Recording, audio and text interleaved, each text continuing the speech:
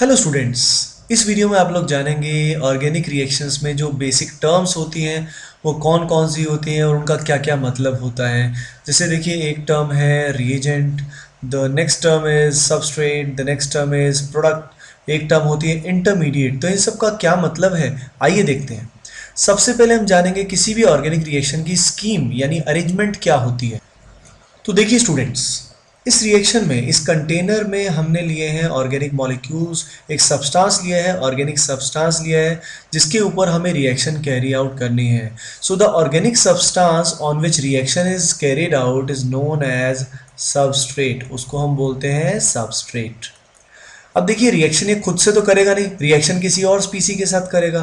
तो वो अटैकिंग स्पीसी, वो रिएक्टिव एजेंट जो हम इसके ऊपर क्या करेंगे, डालेंगे, उसको अपन क्या बोलते हैं, रिएजेंट। तो reagent is a condensed form of reactive agent. ये वो रिएक्टिव स्पीसी है जो हम ऑर्गेनिक मॉलिक्यूल के ऊपर डालते हैं जिससे ऑर्गेनिक मॉलिक्यूल की रिएक्शन होती है। अब ये दोनों आपस में रिएक्शन करेंगे अंडर सर्टेन कंडीशंस, जैसे हाई टेम्परेचर, यहाँ पे क्या कर दिया, कुछ प्रेशर डेवलप किया हमने, कोई कंडीशंस यहाँ पे क्रिएट किए जिनमें दोनों आपस में रिएक्शन करेंगे। कुछ समय के बाद रिएक्शन स्टॉप हो जाएगी और रिएक्शन स्टॉप होने के बाद फाइनली हमें इस कंटेनर में कुछ मिलेगा।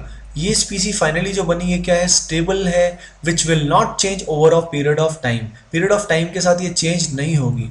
ये जो स्पीसी बनती है इसको बोलते हैं प्रोडक्ट। तो आपने देखा, सबस्ट्रेट वो स्पीसी है जिसके ऊपर रिएक्शन हम करते हैं, रिएजेंट वो स्पीसी है जो सबस्ट्रेट से रिएक्शन करती है। हम कंडीशंस अप्लाई करते हैं, high temperature, pressure, acidic medium, basic medium, कुछ रिएक्शन होती है। रिएक्शन होने के बाद जो स्टेबल स्पीसी फाइनली हमें मिलती है उसे हम क्या बोलते हैं, प्रोडक्ट। आइए देखते हैं एक रिएक्शन जिससे आपको ये चीज़ क्लियरली समझ में आएगी। इस गिवन रिएक्शन में हमने लिया है क्लोरोइथेन। क्लोरोइथेन की रिएक्शन हम कर रहे हैं KOH के साथ। रिएक्शन कैसे होती है इसके बारे में अभी आपको नहीं सोचना, आपको बस एज्यूम करना है कि यहाँ पे Cl निकलता है और Cl निकल के उसकी जगह पे कौन आता है, OH आता है। ये जो Cl नेगेटिव यहाँ से निकलता है उस Cl नेगेटिव को KOH का K पॉजिटिव स्टेबलाइज करता है। तो देखिए, ये जो स्पीसी है जिसके ऊपर हम रिएक्शन कैरी आउट कर रहे हैं, यानी क्लोरोइथेन की अगर हम बात करते हैं तो इसको बोलेंगे सबस्ट्रेट। It is substrate. और ये जो KOH है ये रिएक्टिव एजेंट है जो हम इसके ऊपर प्लेस करेंगे, इसके ऊपर डालेंगे और ये दोनों आपस में रिएक्शन करेंगे। तो KOH को हम क्या बोलेंगे, KOH को बोलेंगे रिएजेंट।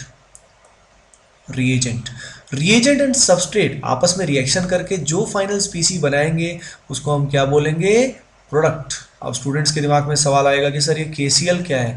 तो देखिए, KCl जो है ये सबस्ट्रेट से नहीं बना, सबस्ट्रेट में चेंजेस होके जो बनता है उसी को हम मेन प्रोडक्ट बोलते हैं। उसके अलावा जो भी चीज़ फाइनली बनती है उसको हम बोलेंगे बाई प्रोडक्ट या साइड प्रोडक्ट, जो ज़्यादा सिग्निफिकेंट नहीं होता। आइए देखते हैं अगला एग्जाम्पल। अगले एग्जाम्पल में हमने लिया है प्रोपीन को और प्रोपीन की रिएक्शन हम करा रहे हैं HBr के साथ। So girls and boys, propene जो होगा ये क्या होगा, प्रोपीन इज सबस्ट्रेट। प्रोपीन है सबस्ट्रेट।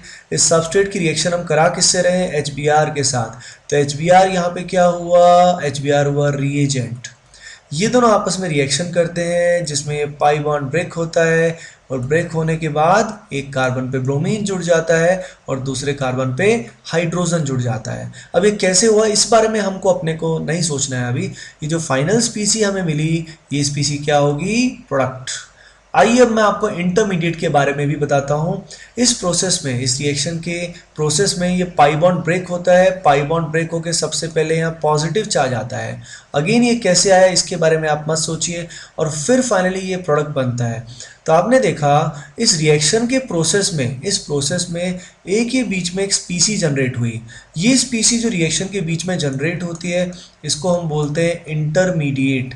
ये जो इंटरमीडिएट वर्ड होता है ये सेल्फ एक्सप्लेनेटरी है, ये खुद कहता है कि मैं बीच में बना हूँ। तो intermediate is a species which is form between substrate and product. Substrate और प्रोडक्ट के बीच में जो स्पीसी बनेगी that is known as intermediate. ज़रूरी नहीं है किसी रिएक्शन में हो, जैसे पिछली रिएक्शन में ये स्पीसी नहीं थी, इस रिएक्शन में स्पीसी है। पहले स्टेप में ये बनी है, this is the first step and this is the second step. तो ये होता है इंटरमीडिएट। अब खुद ही सोचिए, इंटरमीडिएट जो होता है वो स्टेबल होगा या अनस्टेबल होगा। सो इट इज़ अनस्टेबल, क्योंकि अगर ये स्टेबल होता तो ये खुद प्रोडक्ट ही ना बन जाता, रिएक्शन यहीं पे स्टॉप ना हो जाती। So as the intermediate is unstable it will get converted to product, finally हमें क्या मिलेगा, प्रोडक्ट बनेगा। सो स्टूडेंट्स, इस वीडियो में आपने जाना रिएजेंट क्या होता है, सबस्ट्रेट क्या होता है, प्रोडक्ट क्या होता है और इंटरमीडिएट क्या होता है। इंटरमीडिएट होना ज़रूरी नहीं है पर ये हो भी सकता है, और जब ये होता है it is unstable in nature. Okay, and इस रिएक्शन को कैसे दिखाया जाएगा, उसका मेथड जो होता है, the way the mechanism is shown, the reaction is shown is known as reaction mechanism.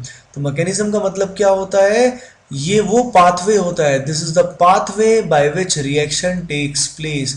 जैसे फॉर एग्जांपल आपको जाना है कोटा से दिल्ली, वैसे तो आप सब कोटा से बिलोंग नहीं करते हैं, पर जब कोटा से दिल्ली की ट्रेन जाती है तो वो काफ़ी स्टेशन से पास करती है, फॉर एग्जांपल सवाई माधोपुर, मथुरा, कई सारे स्टेशन बीच में आते हैं। तो ये उस पूरे प्रोसेस का क्या हुआ, पाथवे हुआ, यानी उस ट्रेन का क्या हुआ, मैकेनिज्म हुआ। सिमिलरली जिस तरीके से यहाँ पे Cl का बॉन्ड ब्रेक हो रहा है और OH का बॉन्ड फॉर्म हो रहा है, ये कैसे हुआ, उस रास्ते को दिखाने के तरीके को हम क्या बोलते हैं, मैकेनिज्म। तो mechanism is a pathway followed by a reaction. जैसे इस सेकंड एग्जांपल में जो पाथवे इसने फॉलो किया, उसमें प्रोपीन सबसे पहले इस केटाइन में कन्वर्ट हुआ और केटाइन फाइनली किस में कन्वर्ट हुआ, इस पर्टिकुलर प्रोडक्ट में कन्वर्ट हुआ। Okay guys, thanks for watching, please do like, share and subscribe.